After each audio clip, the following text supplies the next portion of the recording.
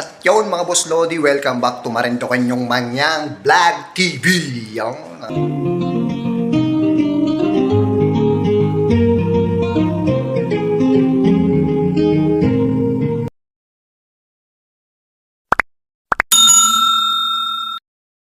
Hey there.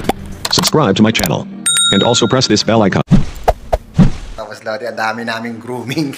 Kaso kami, wala naman kami sa medical department. Ano lang, miya lang ko sa ano. relax lang mga Boss Lodi. Yung grooming namin is almost 10 grooming.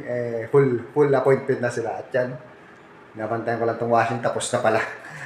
Tumutulong na lang ako dito sa pag-washing, sa paglinis. At wala kami ngayon. Pero meron naman pa isa-isa lang. Pero kaninang umaga, meron kami mga surgery. Yun ang maganda. Kasi pag sa umaga dapat talaga, nandun na dapat yung mga surgery, lahat ng pwedeng gawin. Basta surgery, dapat na umaga tapos na yan. Dahil pagdating ng hapon, hindi mo masabi, biglang buhos ng kliyente or ng mga customer natin, hindi natin maiwasan na meron din, mamaya meron din magpa-surgery, hindi natin alam, di ba, marami din gagawin. Buti ko sana kung ganun karami ang tao na makakatulong, one-on-one din pag minsan ang labanan natin mga Boss Lodi, lalo't may mga nagbakasyon, lalo't may mga natanggal na rin sa kumpanya dahil nagbabawas, yung mga matatagal na at may edad na, pina-for good na ng ating kumpanya mga Boss Lodi. Kaya kailangan na time manage natin, tsaka yung diskarte natin. Kaya sinabi ko rin dito, kailangan talaga, kung may mga surgery na, gawin na sa umaga, huwag na tayong hintayin dahil kaya naman nilang gawin din yung ginagawa natin pag tayo naman ang morning mga Boss Lodi, di ba? Ano lang yun about teamwork, di ba? Ika nga sabi mga Boss Lodi, kasi ano lang naman yan tulungan lang naman yan. Huwag natin silipin yung trabaho dahil pag kami naman na naging morning, ganun din naman ang magiging sitwasyon Kami din naman ang gagawa nung ganun. So meron din kasi minsan yung talagang hindi pagkakaunawa ng lalo. Mga ibang lahi din sila mga Boss Lodi, hindi din natin masyado silang masaway or mapagsabihan dahil may kanya-kanya silang diskarte at may kanya-kanya silang pananaw sa buhay. Yung sa atin lang, hanggat maaari. Pag sa trabaho, wala tayong personalan, di ba? Kung hindi kasi trabaho lang tayo dahil ang apektuhan yun is kumpanya natin. Siyempre, umaasa din yung ating may-ari nito, nakikita tayo, tapos gano'n ang makikita, parang anong tawag doon? Hindi man siya kompetensya, kundi nagugulangan sa trabaho, kundi ba? Diba? Hindi man kompetensya. Kasi kung kompetensya, mas maganda kasi kung may kompetensya ang mga grooming or ang doktor. Dahil magkakaroon ka ng magandang sales, di ba mga Boss Lodi? Yun lang naman yung sa akin mga Boss Lodi. Yun lang yung nakikita ko dito ngayon. Kaya kinakausap ko rin yung mga doktor natin na kailangan ng teamwork. Teamwork talaga kailangan ninyo. Dahil kami naman wala akong problema Assistant lang naman ako mga Boss Lodi. Kaya wala akong palag dyan sa mga doktor. Sa akin lang, sayang kasi yung mga kikitain ng kumpanya. Di ba mga Boss Lodi? Kaya nga tayo nagtatrabaho dito para magkaroon tayo ng kaperahan, di ba? Hindi mo yung pataasan ng ihi ang kailangan natin dito sa trabaho nito mga Boss Lodi. Dahil maraming maapektuhan pag yung ganun ang mangyayari. Lalo magkakaroon pa ng politika, ako mahirap. Di ba? Maganda yung mga tahimik lang tayo, tumatrabaho lang tayo. Trabaho lang gawin natin, di ba? Dahil meron namang incentive.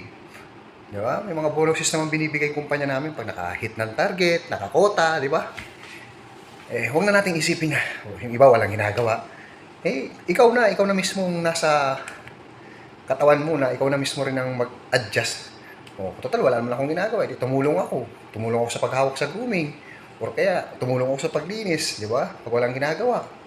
Pag-washing ng mga damit at saka towel, di ba? Ganun lang ng mga basic na iba kasi pag nakagawa na, parang isinisilip na, hindi ko naman trabaho yan.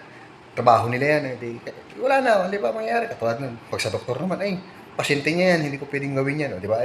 Sabihin, wala silang komunikasyon sa isa't isa pag ganun. Di ba? Paano kung pang umaga tapos tumating yung may-ari is gabi, tapos magtanong dahil wala kang update, di ba? Tapos kaming mga assistant nagtatanong, hindi ko nga alam kung ano din ang walang endorse sa akin yung doktor, walang endorse din sa akin yung pag umaga, di ba?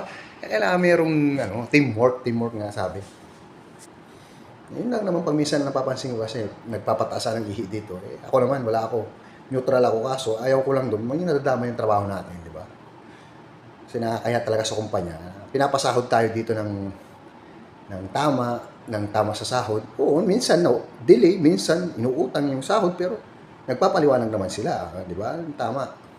Tulad niya, nagbawas na nga ng mga tauhan dahil nga yung iba may edad na, masyado nang malakas gumamit ng insurance. Kasi ganoon na talaga rin naman Kailangan talaga maging mautak din ng kumpanya. Siyempre, may edad na rin at laging nagagastusan tayo, di bakit hindi natin lang tanggalin, di ba? At magpalit ng bago at bata-bata pa.